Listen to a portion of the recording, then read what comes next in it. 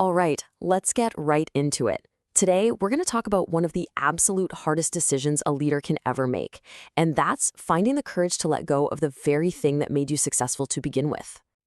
I mean, think about that for a second. It's a terrifying question, right?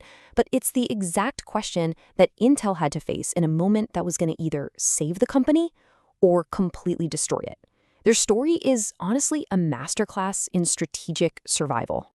So, to really get how huge this decision was, you got to go back to the mid-1980s. See, at the time, Intel wasn't just in the memory chip business. For all intents and purposes, Intel was the memory chip business. They were the undisputed kings. Yeah, this was not just another product for them. For 15 solid years, memory chips were the company's entire identity. Their leader, the legendary Andy Grove, was literally known as the memory guru. It was their core competence, it was their cash cow, it was in their DNA.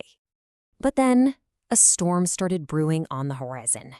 An existential threat that was so powerful, it was threatening to wipe the memory king right off the map. I mean, the stakes just could not have been higher. So here's what happened. A bunch of new competitors from Japan just burst onto the scene, and they completely changed the game. They were cranking out memory chips that weren't just cheaper, they were often better. So what did Intel do? Well, they did what they'd always done, just work harder, push more aggressively. The problem was, it wasn't working.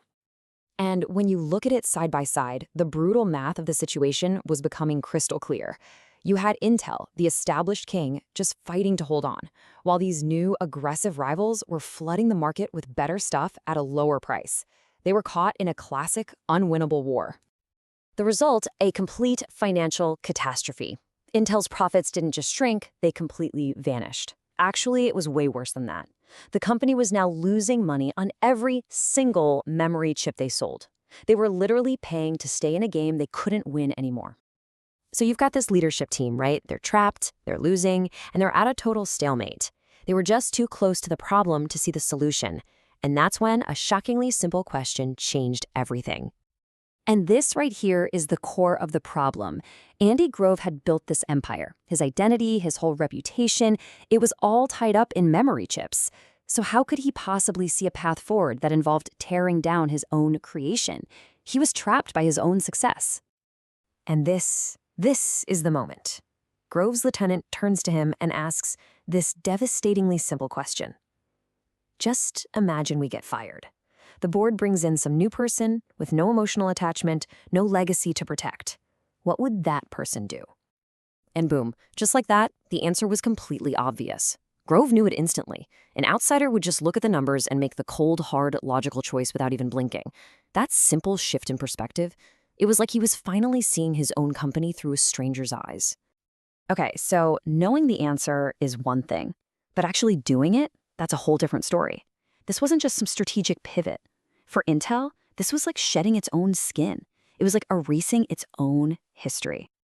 And this really forces us to redefine what we think of as corporate courage. It's not always about fighting harder or holding on tighter, In this case, the absolute bravest thing they could do was let go of the very thing that defined them, to make room for what they needed to become. And the steps they had to take, man, they were brutal. We're talking about abandoning their core product, shutting down factories they built from the ground up, laying off thousands of loyal employees, and then betting the entire future of the company on what a lot of people thought was just a little side project, microprocessors. So the big question is, did it work? Did this unbelievably painful, high-stakes, bet the company gamble actually pay off? Well, the answer is one of the greatest comeback stories in the history of business. You see, that little side project, that less proven part of the business, it didn't just get a promotion, it became the entire company, the whole show.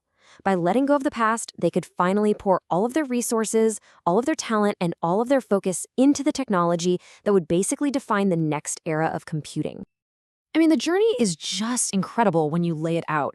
Intel goes from total dominance in one industry in the 70s to making a pivot in 1985 that looked like absolute suicide, to then building a completely new empire in the 90s that was even bigger and more powerful than the first. Just amazing. So we'll end with this thought. The lesson from Intel, it isn't really just about microchips. It's a question for every single one of us, in our careers, in our businesses. What's the memory chip in your world? What's that skill, that product, or that identity that got you here, but might just be the very thing that's holding you back from where you need to go next?